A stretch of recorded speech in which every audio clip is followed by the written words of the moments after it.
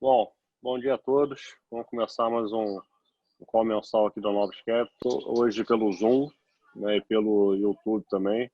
A gente achou a melhor forma aí de ter uma interação com todo mundo.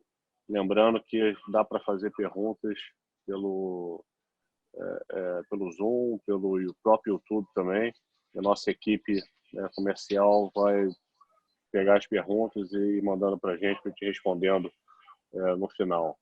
Então, antes de começar, queria falar um pouquinho como é que a gente está fazendo em termos de nesse período de lockdown. A gente de 25 pessoas tem 22 pessoas em casa, né, trabalhando de home office. Está com 3 pessoas aqui no escritório, sou uma delas, né, trabalhando bem distante uma das outras, e tentando acompanhar ao máximo aí que a gente consegue aí os mercados, né, para a gente conseguir ter o melhor posicionamento daqui para frente. Então, como sempre, né, eu vou passar aqui para o Tomás, vai começar a fazer a apresentação econômica.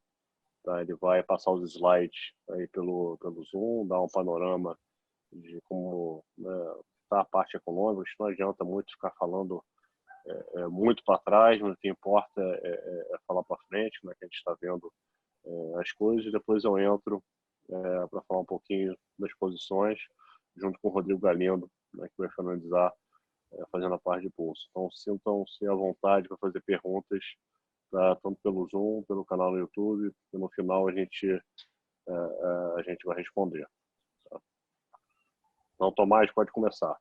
Bom, falando sobre a parte econômica, obviamente que a gente não vai tentar dar uma de médico e entender um pouco de epidemiologia. Então, a gente está tentando focar nos aspectos econômicos do que está acontecendo até o momento. Tá? Então, a gente viu no começo do ano, no final de janeiro, começo de fevereiro, o foco do vírus era na China, então era um problema chinês, e eles tomaram as primeiras medidas de lockdown e tudo mais. E o que a gente visualizou quando eles tomaram as medidas de lockdown foi um impacto econômico substancial. Então, a gente imaginava anteriormente que o PIB chinês poderia crescer cerca de 6%, e agora a gente já revisou o crescimento para próximo a 3%, que a gente coloca uma recuperação daqui para frente, mas quem acha que tem o risco de ter uma segunda onda do vírus, coloca o PIB chinês com variação zero. Então, o impacto sobre a atividade econômica do mundo é muito expressivo. Ao longo do mês de final de fevereiro, ao longo do mês de março, você começou a afetar a Europa. Em destaque, começou pela Itália, e aí começou a se espalhar por Espanha, bateu em França. Agora, ele começa a ser um problema das Américas, né? Aí você tem a principal economia do mundo sofrendo. Essas economias, elas não estão em lockdown 100%, mas eles estão em isolamento social, assim como o Brasil. Não é uma medida tão drástica como o lockdown, então você não paralisa 100% da economia, mas você dá um choque muito significativo nessas economias, tanto no Brasil como nos Estados Unidos. Então, acho que daqui para frente, o que a gente tem que observar? Observar se essas medidas de isolamento social vão ser suficientes para estancar o processo de crescimento de novos casos do vírus nos Estados Unidos e no Brasil. A gente viu que as ações de lockdown na Europa começaram a surtir efeito. Então, os novos casos, eles conseguiram começar a fazer um platô, né? Você parou de acelerar o número de novos casos. Então, você mostra que, de alguma forma, você começou a assumir o controle da doença. Então, a gente tem que ver se isso daí vai ser replicável para os Estados Unidos e também para o Brasil. Se for, a gente consegue imaginar que mais daqui a uns 15 dias a gente deveria começar também a ter esse platô como ocorrido na Europa e na China. Então, acho que de curto prazo é isso que a gente tem que olhar para ver se essas medidas vão ser suficientes. Tem os riscos, obviamente. O risco é do vírus ter um ciclo mais longo do que o ocorrido em outros locais do mundo e afetar de forma mais expressiva a atividade econômica nos Estados Unidos. Um outro risco é você ter uma segunda onda do vírus, né, ele voltando para a China e a China necessitando fazer o lockdown novamente na economia. Então, isso daí seria bem negativo para a atividade econômica global. E aí, depois, né, se a gente conseguir fazer o controle do número de novos casos, achatar a curva, que é o objetivo de todo mundo, a gente vai ter que saber como é que vai ser a estratégia de saída de cada país, né? Saber como é que vai ser a estratégia de saída da Itália. A estratégia de saída da China está mais ou menos colocado. A gente já vê hoje em dia mais ou menos 80% do país voltando ao normal. A indústria está basicamente funcionando a 100%, né, com relação ao que era anteriormente. Então, você tem os serviços um pouco mais impactados, porque você necessita de concentração de pessoas em algumas coisas de serviços, então ele vai demorar um pouco mais a voltar. Mas quando a gente olha a indústria está basicamente já quase 100% de volta na China.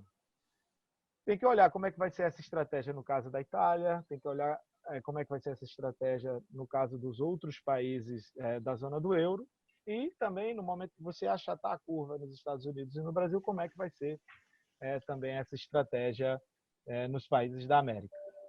Obviamente, você colocou uma quantidade de estímulos muito significativo, tanto monetário quanto fiscal. De alguma forma, como você não envolveu a questão de risco moral, você conseguiu não ter oposição nenhuma para implementar as medidas de estímulo fiscal no mundo inteiro. E aí a gente está falando de medidas de estímulo fiscal muito significativas. A gente vê de 10% a 15% em países desenvolvidos, de quantidade de estímulo fiscal colocado, e a gente vê no próprio Brasil, pelas nossas contas, a gente já está chegando em termos de estímulo fiscal. Tá? Em termos de estímulo fiscal, a gente já está chegando quase também a 10% do PIB que você está jogando de volta na economia. E as políticas monetárias foram as que mais rapidamente reagiram. Os bancos centrais correram para jogar os juros a zero, fazer toda e qualquer quantidade de quantitative easing.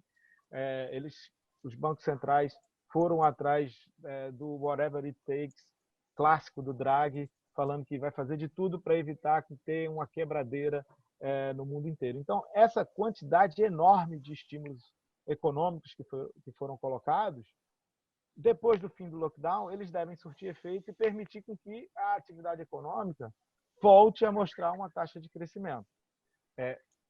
Talvez até num ritmo mais expressivo do que estava vivendo anteriormente. Aí eu estou falando principalmente em indústria, a gente sabe que serviços vai demorar um pouco mais que os outros, mas para após o problema de lockdown e o problema do vírus, quando você consegue achatar a curva, a discussão principal vai ser qual é a velocidade de crescimento posterior. E a gente acredita que, dada a quantidade de estímulos que foram colocados no mundo, você deveria ter uma taxa de crescimento expressiva. Com relação ao crescimento de longo prazo, que é um outro ponto muito relevante, o que a gente deveria imaginar? Em outras epidemias do mundo, né, peste negra, gripe espanhola, você teve uma quantidade de mortos dentro da população total muito expressiva. O que aconteceu até o momento ele não vai fazer com que a população economicamente ativa do mundo, depois que você sair do problema do vírus, ele sofra uma queda muito expressiva. Então, o crescimento de longo prazo não deveria ser tão fortemente afetado. Se você tiver uma taxa de mortalidade da população muito maior do que acontecido até o momento, aí sim a gente deveria começar a se preocupar. Então, no slide 3, a gente tem a curva dos diversos países. A gente vê a Itália fazendo platô, a gente viu o que aconteceu na China, o que aconteceu nos países asiáticos de uma forma geral, até a Espanha a gente também começa a ver a curva fazendo um platô, e agora é um problema de Estados Unidos e Brasil. A gente ainda está no período que se convencionou chamado período exponencial do número de casos. E aí, o que a gente imagina para o PIB do mundo? A gente imagina que no mundo a gente vai ter PIB negativo. A gente estima que o PIB do mundo tem uma retração no ano de 0,5%. com os Estados Unidos recuando 1,1%, a zona do euro 2% e a China recuperando 3%. Lembrando que a gente não está colocando em nossa conta uma segunda onda do vírus, que se isso acontecer, a gente vai ter que fazer uma revisão geral desses cenários de PIB. E aí, o que isso reflete em Brasil? Tá? A gente começou o ano com a expectativa de crescimento de 2,5%. Se a gente coloca que o lockdown ele começa a ser retirado em meados de abril, a nossa estimativa se encontra em 2% de recuo do PIB. Se a gente colocar que o lockdown ele começa a ser retirado a partir do mês de maio, aí a conta é um pouco mais negativa, aí a gente consegue ir para -4% de crescimento do PIB no ano. Isso tudo, a conta de taxa de crescimento em 2020 vai depender muito de quando vai começar a ser encerrado o processo de lockdown da economia. Inflação, a gente teve uma depreciação cambial expressiva, só que a gente vai ter um recuo na demanda, a gente teve uma queda substancial nos preços de commodities internacionais. Então, a inflação 2020, a gente chega a 2,1% mesmo com um câmbio de 5%. Tá? Então, via inflação, não parece que vai ser o problema para o Banco Central continuar a cortar juros. Na verdade, a gente imagina que o Banco Central vai cortar 50 na próxima reunião e finalize um corte de 25, chegando a Selic de 3%. Sobre ir além do 3% ou não, a gente está pensando no que a autoridade monetária brasileira acha como a taxa a qual começa a ser contraproducente fazer medidas expansionistas de política monetária. Então, a gente imagina que, na cabeça do Banco Central hoje em dia, o limite dele seria ir para esse 3%. Então, ele deve levar essa taxa de 3%. Tem as questões fiscais, né? Você está colocando muito estímulo fiscal na economia, está colocando também alguma discussão sobre o que vai ser depois de 2020. A gente vai voltar para aquele patamar anterior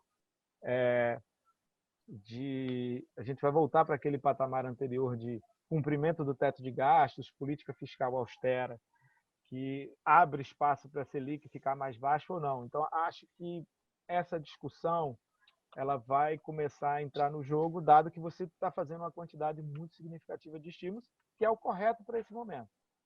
A grande questão é a gente ter uma limitação desse estímulo fiscal contida em 2020, que em 2021 a gente consiga voltar a obedecer a trajetória de teto, e isso vai permitir com que os juros fiquem baixos por um período longo de tempo. Se a gente começar a duvidar do teto de gastos, seria uma coisa mais negativa.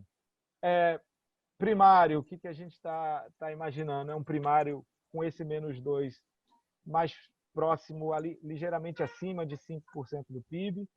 A gente teve 10% do PIB já anunciado, seja em coisa fiscal, parafiscal, a utilização de bancos públicos. A gente acha que essa conta ainda vai subir um pouco mais.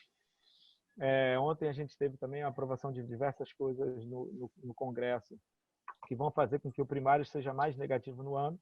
Mas, novamente, eu acho que o foco principal não é só olhar o primário desse ano. Esse ano a gente tem que olhar até para a gente ver como é que a população vai ser sustentada ou não pelo Estado, mas é pensar se a gente vai voltar à trajetória do teto de gastos para frente ou não.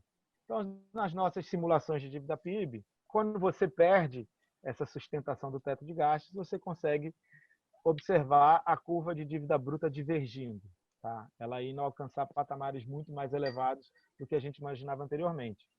Por outro lado, se você conseguir manter o teto de gastos à frente, você consegue ir voltar, como o seu crescimento de longo prazo não deve ser afetado,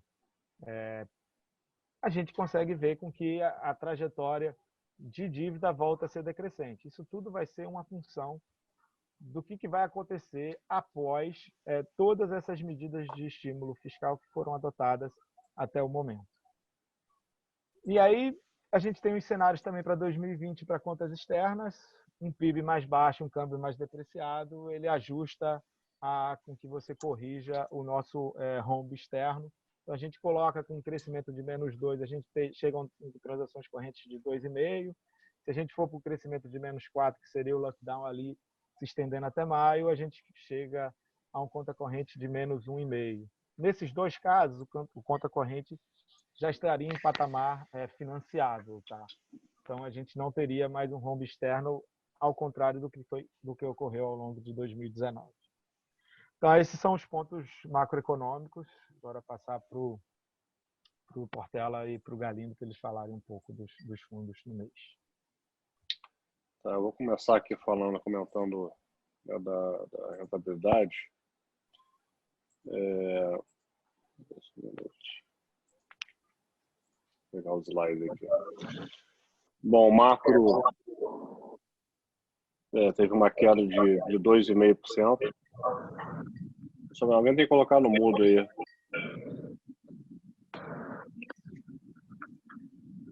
Desculpa. Tomás? Colocou no mudo. Desculpa, gente. Então, o macro terminou o mês aí com -2,5%, está com -7,5% no ano.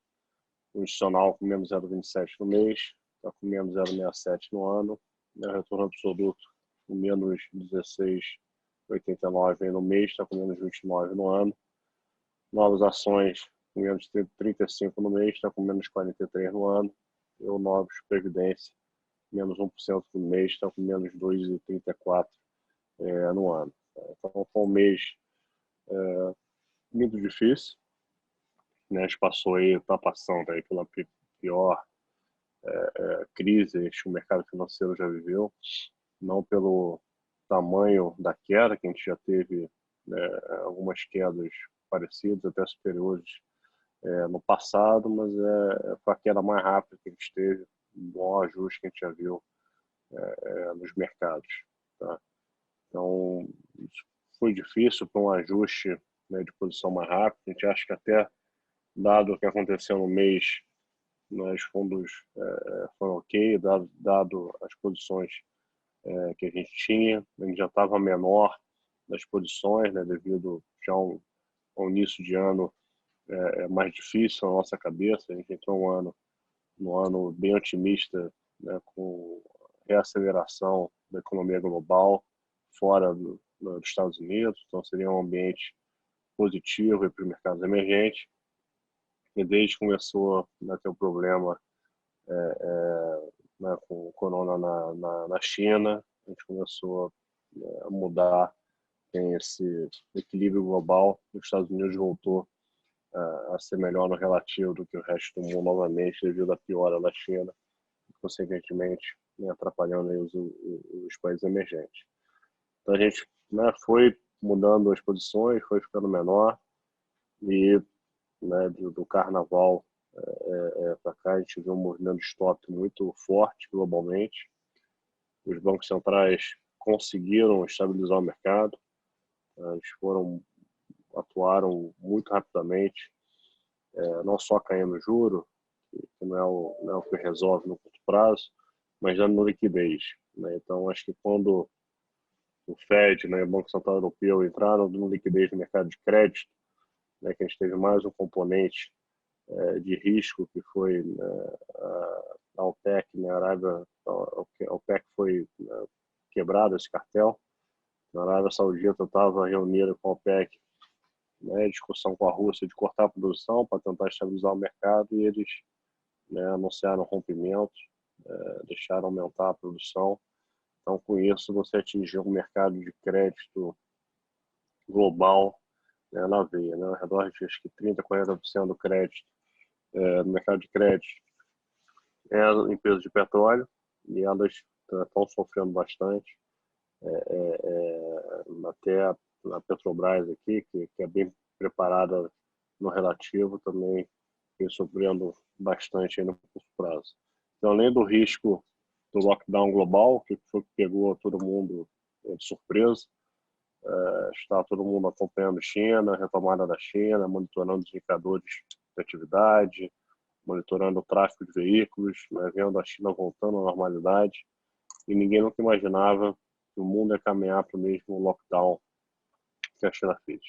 A China é um país autoritário que consegue controlar, mas acho que a gente chegou numa situação onde o sistema de saúde não ia suportar, né, acho que a quantidade de pessoas que precisariam de respiradores, que precisariam de CTIs no curto prazo, por mais que a letalidade do vírus ela é baixa no todo, né, o sistema de saúde não comporta muita gente indo para o hospital, né? Então acaba que o lockdown a gente tem visto que tem funcionado, né? Funcionando na China, outros países da Ásia, como Coreia do Sul, conseguiram fazer a coisa mais soft, né?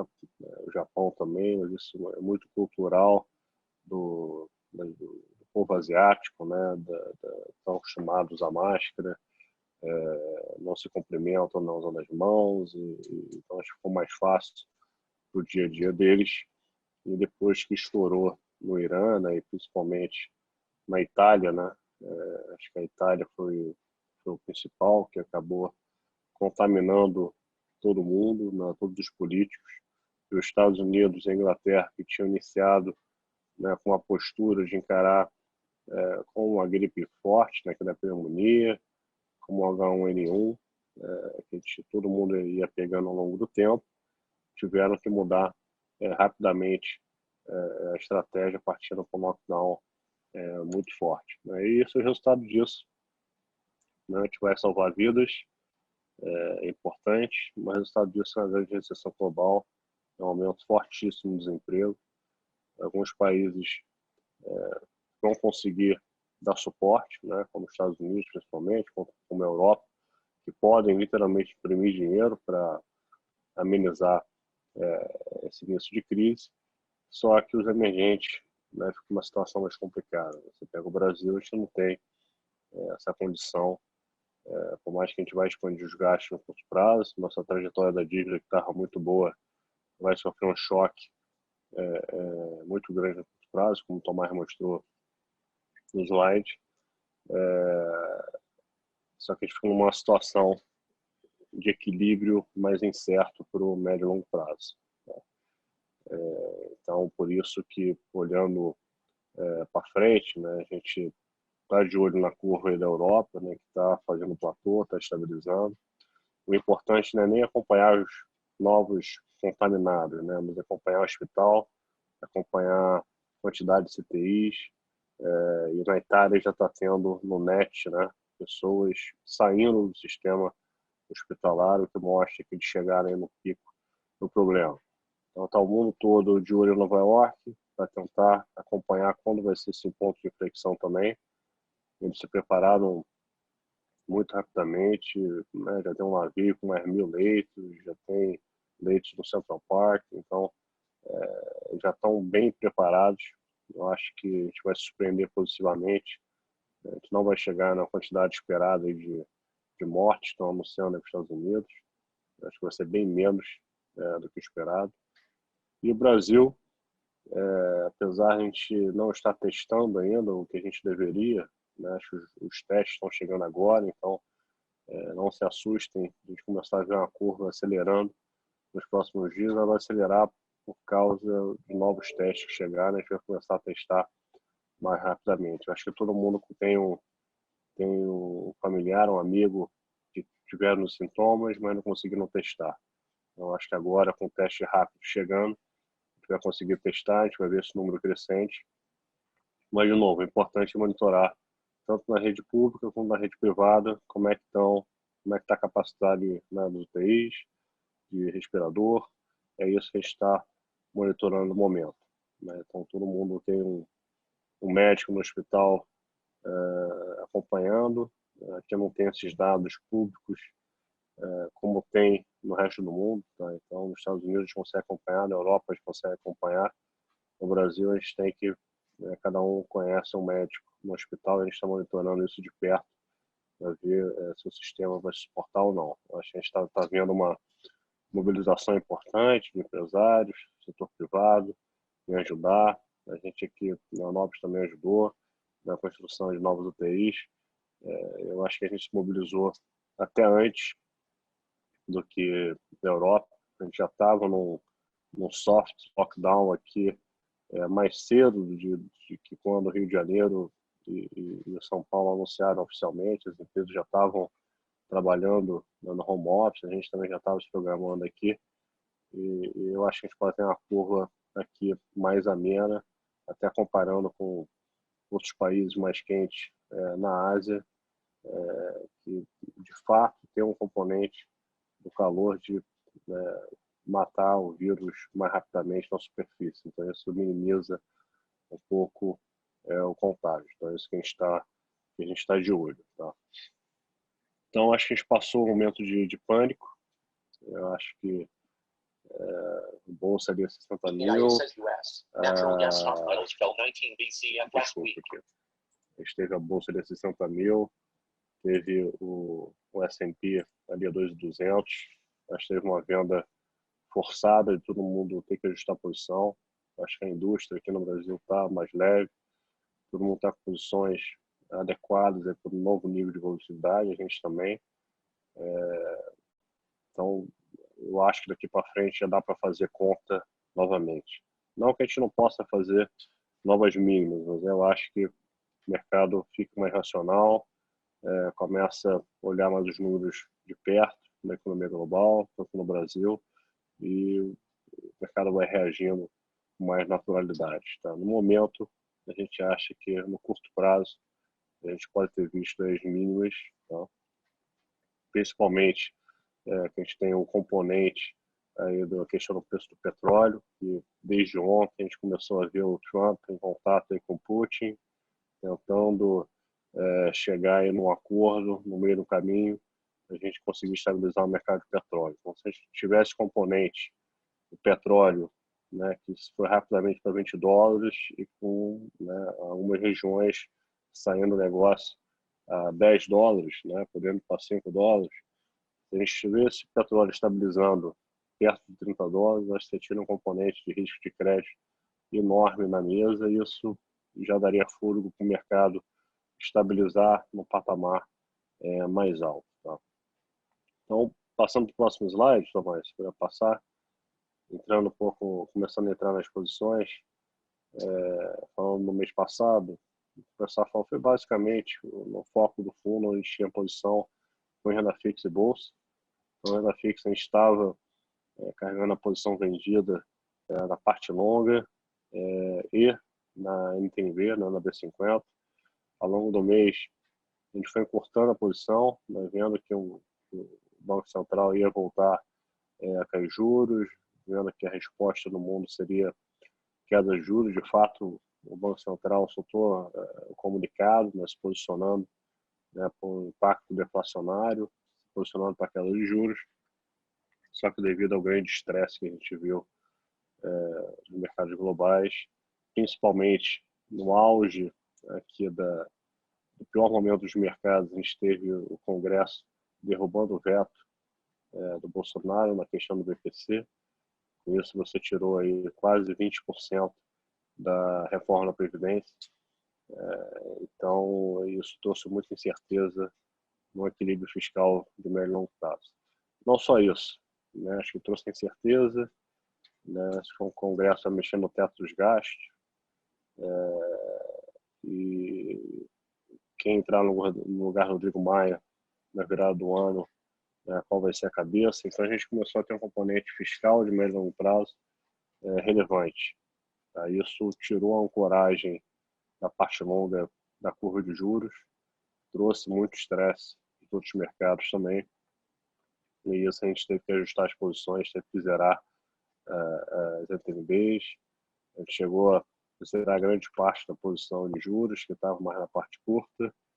A gente conseguiu segurar metade dessa posição, a gente recuperou aí ao longo do mês, e hoje a gente está zerado. Tá? Então a gente acha que os juros podem cair para 3%, como o Tomás falou. Eu acho que abaixo de 3% vai ser muito difícil. Eu acho que o diferencial de juros está tendo um componente importante aqui de fluxo de saída de dólar.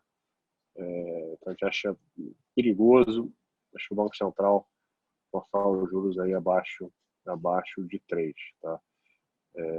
Eu acho que o problema no mercado aqui é a liquidez. o Banco Central está agindo corretamente, dando liquidez. Hoje o CNN adotou mais uma medida, deixando o BC comprar, dar crédito, né, com letras financeiras em garantia, né, com CDBs em garantias. Eu acho que isso vai dar uma aliviada na parte de crédito, né, no curto prazo, dando liquidez, e fazer com que, de fato, o crédito chegue às empresas, né? Então, diferente dos Estados Unidos, que está tudo funcionando muito rápido, aqui no Brasil a gente anunciou as medidas, mas você conversa com o empresário e não está conseguindo acessar um crédito barato, né? que torna mais difícil a nossa saída da crise aí no curto prazo. Então, a renda fixa a gente terminou aí com menos 1% no mês, muito em função da B50, né? A carteira de juros terminou positiva, mas na B50 a gente teve que zerar a posição, e a gente optou por, ao longo do mês, né, daqui para frente, concentrar os esforços na renda variável. Então, acho que o Galindo vai falar melhor do que eu, que a gente está fazendo, mas só resumindo, a gente acha que está preferindo carregar ativo real.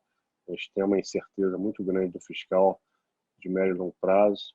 Acho que o Congresso quebrou a confiança que a gente tinha, né, no equilíbrio fiscal de longo prazo.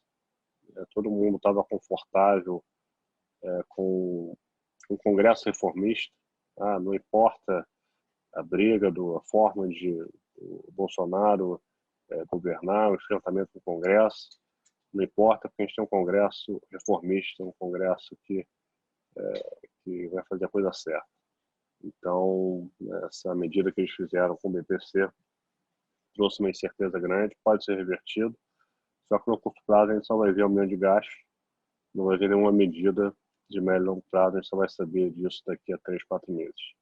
Então, por isso a gente está optando, a gente acha mais seguro ficar no mercado de bolsa, tanto aqui quanto bolsa americana. Bolsa americana que vai ser o primeiro país que vai sair da crise rapidamente, principalmente a parte de tecnologia, né, empresas com muito caixa, sem dívida, então fica mais fácil a retomada. O Brasil vai ter um beta maior, a gente acha que bolsa até 85 mil, aqui sobe mais rápido, 90 mil, mas no médio e longo prazo, nos Estados Unidos não tem componente político, ainda mais agora com a eleição sem o risco de cauda, né, vai ser entre o Trump e o John Biden, provavelmente. O mercado prefere o Trump, mas John Biden, nesses preços atuais, não vai afetar negativamente. Tá? Mas um pouco do resumo é esse. Eu vou passar agora para o Galindo, que vai detalhar aí nossas posições de bolsa, nossa cabeça. No final, a gente volta aí para responder perguntas. Galindo, fala aí. Bom dia, pessoal. Bom, acho que o Portela deu um bom resumo aí do nosso plano de fundo aí ao longo desses últimos tempos, né, da maneira tão intensa e rápida como foram os movimentos em mercado, né, e disfuncional em vários momentos, tá? E que eu acho que isso que foi um pouco diferente, né, do lado das outras crises que a gente também já viveu tantas vezes, principalmente vivendo num país emergente como o Brasil, né, que em vários momentos a gente ou era o epicentro da crise, né, ou vivia de forma muito intensa o que estava acontecendo em outros países. Tá? Eu acho que o que aconteceu foi que veio para a mesa um negócio muito diferente para todos nós. Nesse sentido, acho que fica uma lição de humildade muito grande, né, que a gente basicamente estuda economia, macroeconomia, a parte das empresas para tomar decisão de investimento. E veio para a mesma questão de saúde pública, né, que a princípio a gente achava que estava isolado à Ásia, né, e que ela veio se espalhando de forma muito agressiva para o Ocidente, né, e trazendo um pânico generalizado. Né. Eu acho que o que os agentes econômicos fizeram, e era o que possivelmente eles poderiam ter feito, né, nada muito diferente disso, foi tentar dar funcionalidade para um mundo que estava vindo muitos anos de juros muito baixos, lá fora há mais de 10 anos, desde a crise de 2008, né? E aqui no Brasil, nos últimos 2, 3 anos, a gente também já convivendo com esse fenômeno. Tá? Então, um mundo que estava muito líquido, né, a abundância de liquidez e, consequentemente, os investidores predispostos a risco, né? E aí o que aconteceu é que foi descomprimiu isso tudo muito, muito rapidamente, né? E a gente viu o mercado disfuncional, eu diria, eu falo aqui com a turma, como a gente não tinha nenhum tipo de controle de risco, assim. O mercado caiu que caiu em 20 dias, com 6, 7, né, circuit breaks, né? É muito fora do livro-texto. Obviamente, os controles de riscos contam com circuit break, contam com estresse, mas não dessa magnitude. Então, eu acho que ter passado, né, foi um grande teste, né, tá? Assim, acho que teve muita gente que se machucou muito, né? Boa parte do prejuízo, né, ficou nos investidores, né? As empresas, de forma geral, nos últimos 2, 3 anos, olhando as empresas aqui brasileiras, conseguiram se beneficiar, né, dessa mudança de liquidez. Elas conseguiram se capitalizar, deixaram de emitir lá fora, emitiram muito aqui no Brasil, né? E aí esse prejuízo ficou muito para o investidor. Mas quando a gente olha de uma forma geral, as empresas, essas abertas em bolsa, né, que são empresas maiores, líderes dos setores, do lado de alavancagem, um nível bem confortável.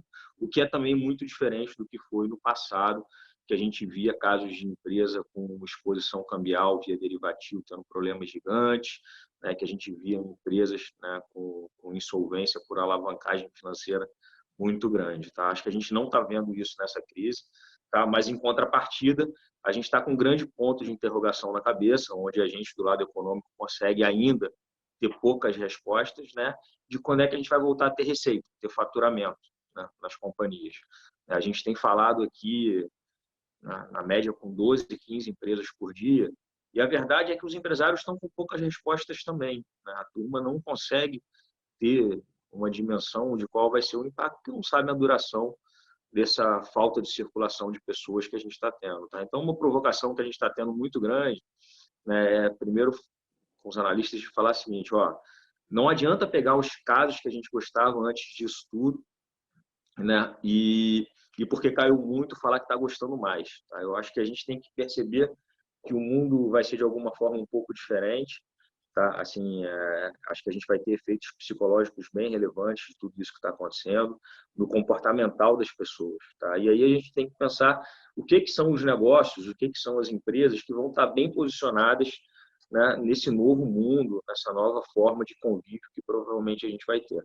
Tá? Obviamente, acho que tem que fazer uma conta de stress case, né, ver o que são as empresas que vão passar por esse período, né, que tem capacidade de ficar 6 meses, 1 ano, né, sem faturamento, né, e qual seria o impacto, né, em termos de valuation nessas companhias. Mas acho que, além disso, olhando um capítulo um pouco mais à frente, é um pouco isso que eu falei, assim, ver o que são os negócios que vão se beneficiar, né, no fim, né, dessa pandemia, a volta à circulação de pessoas. É muito difícil ainda mensurar, né, se vai ser um V, se vai ser um U, né, se vai voltar de forma mais rápida, né? Isso provavelmente aconteceria se a gente tivesse antivirais eficientes, né? Se vai ser um U, porque vai ser uma volta mais gradual no tempo, né? Com as pessoas voltando aos poucos em ritmo de revezamento e, de alguma forma, ainda muito medo, né, no curto prazo, né, de voltar a voar de avião, de voltar a ir nos restaurantes que iam, voltar a se frequentar. Tá? Então, eu acho que a gente tem que ainda ir tateando, ainda estamos no momento, né, que eu acho que agora, os últimos 10 dias, o mercado teve funcionalidade, tá? Com todos os estímulos que foram feitos, fiscais e monetários, né, o mercado conseguiu ajustar a posição.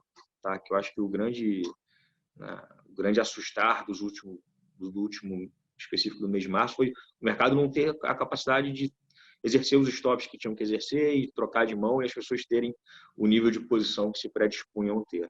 Tá? Eu acho que agora a gente já passou dessa fase. Nisso, o mercado já descomprimiu alguma coisa de preço, tá? Que é essa volta do 2.200 para esse 2.400, 2.600 do S&P, a bolsa dos 60 para os 70, 80 mil pontos aqui no Brasil. A gente ainda acha que pode ter um descomprimir de preço de pânico ainda, então por isso que a gente ainda está buscando alguma coisa de beta, né, algumas coisas que tem mais correlação com isso. Agora, a próxima fase que seria saudável ver é o mercado perder volatilidade. Né? O mercado ainda segue muito volátil, né? E isso ainda não é tão saudável. Para dias bons ou dias ruins, deveria passar, né, deixar de ter esses movimentos de 5%, 10% por dia e ter alguma coisa mais de 2%, 3%. Tá? Hoje mesmo, agora, a gente está vendo, né, desde ontem, acho que o Portela comentou a questão do Trump, né, com a turma do petróleo, com a Arábia, tentando, com o Putin, querendo se mexer. Né, o petróleo agora está no limite de alta, ou seja, para o bem ou para o mal, essa volatilidade excessiva ela ainda não é saudável e ela, do nosso lado, traz uma dificuldade de fazer conta, né, para tomar decisão de investimento, que eu acho que é a forma como a gente funciona. Tá?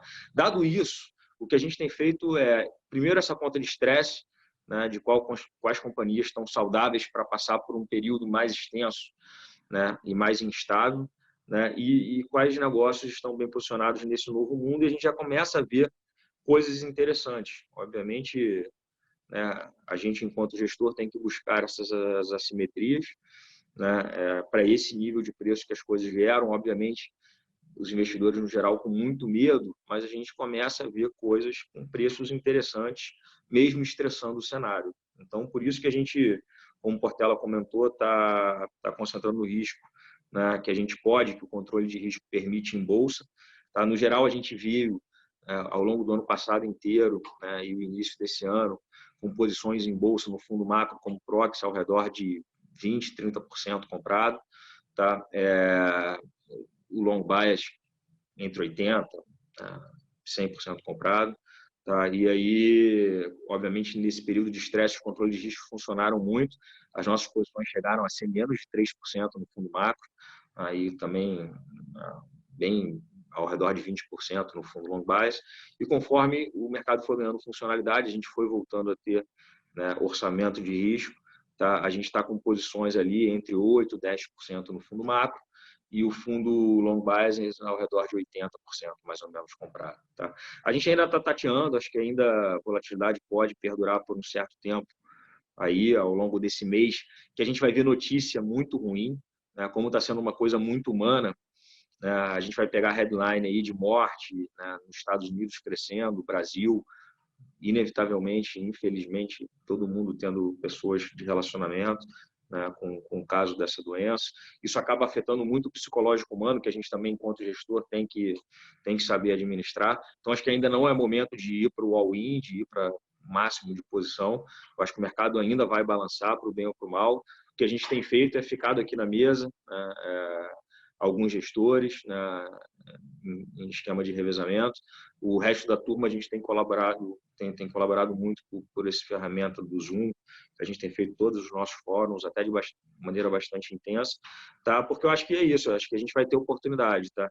Do lado de ações, a gente tem comprado basicamente 50% do risco nos Estados Unidos, tá? Por achar que esse é um país mais organizado, mais forte e que vai, né, sair na frente, né, nesse controle de pandemia aqui no Ocidente.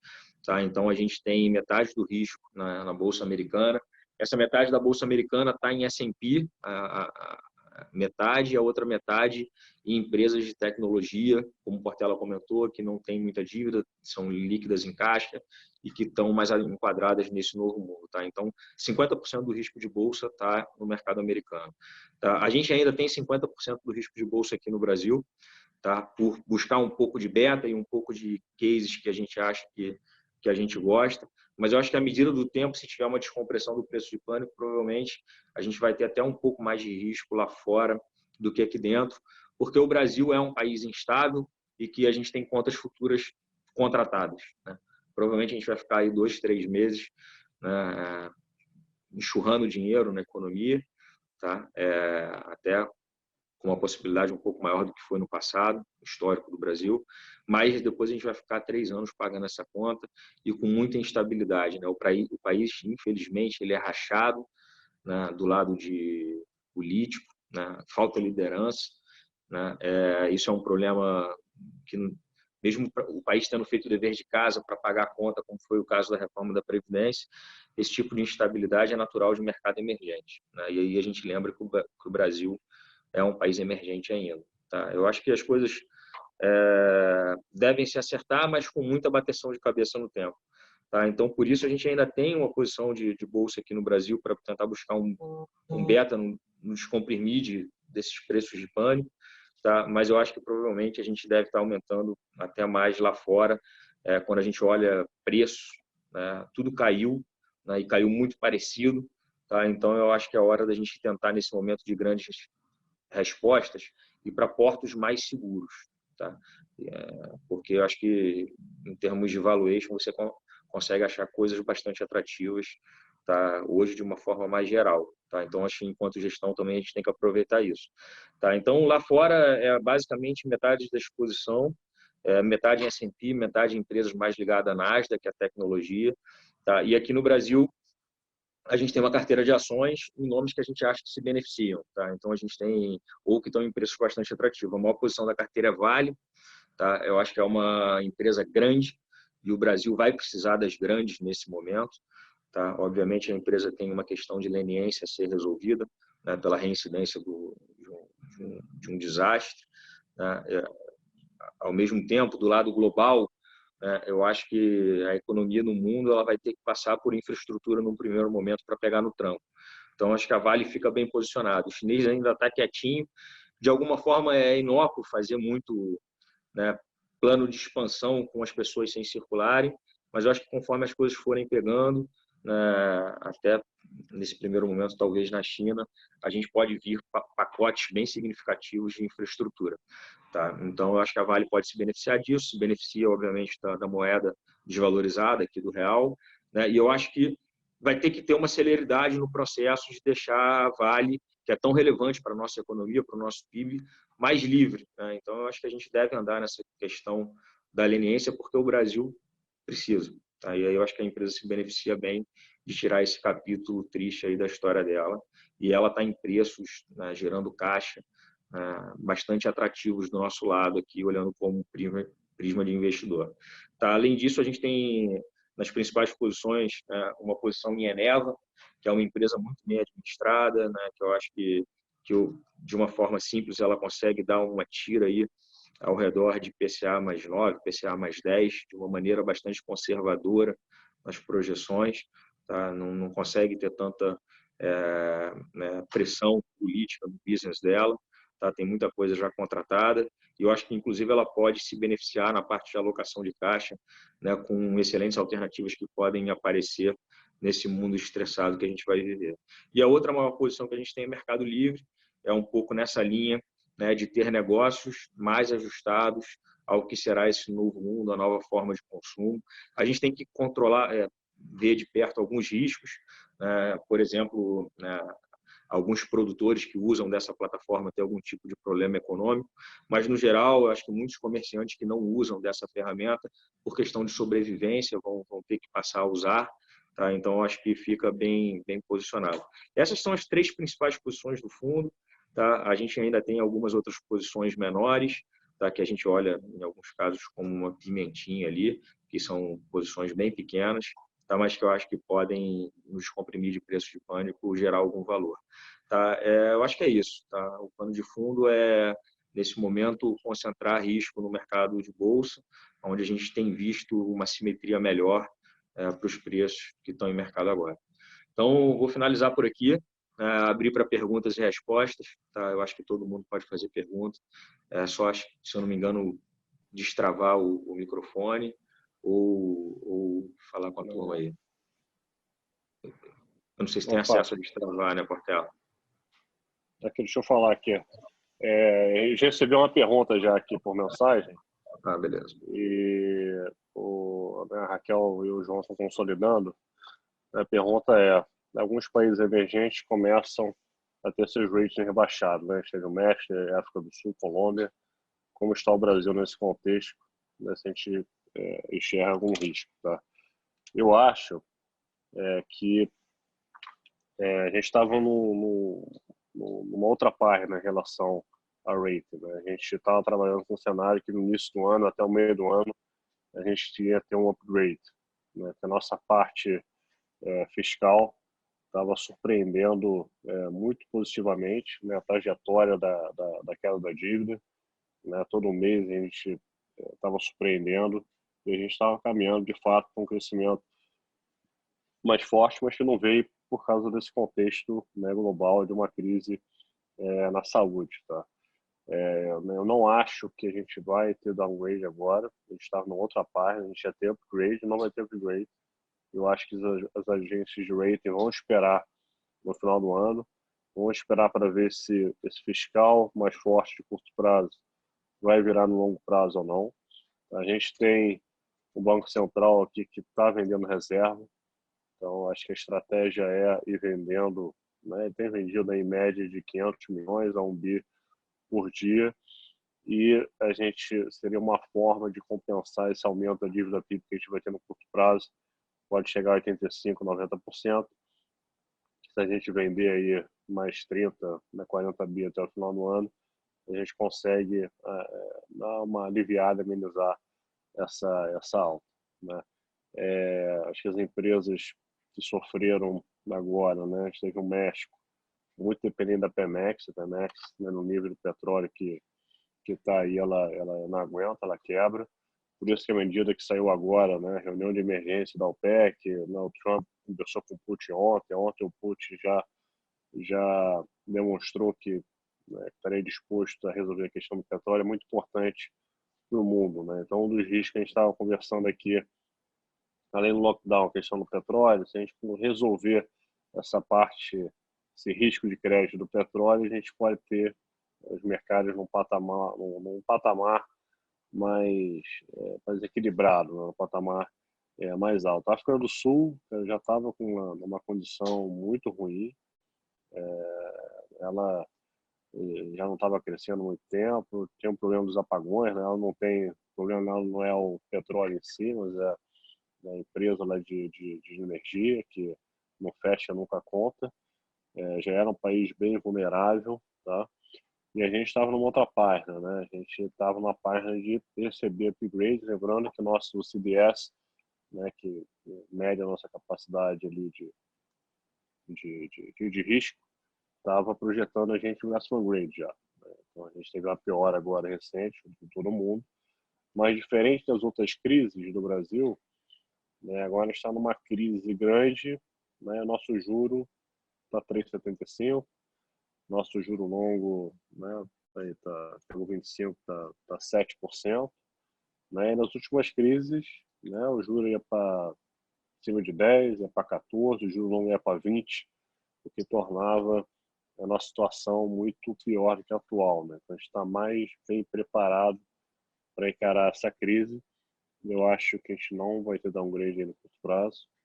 Eu acho que o que mudou foi que a gente já tem upgrade, não vai ter mais até a gente entrar aí na virada do ano e ver qual vai ser o impacto desse fiscal aí do curto prazo, se vai virar médio e longo prazo ou não. Não sei se tem mais. Tem Raquel, João, acho que não tem mais nenhuma pergunta não, né, no chat, pelo menos.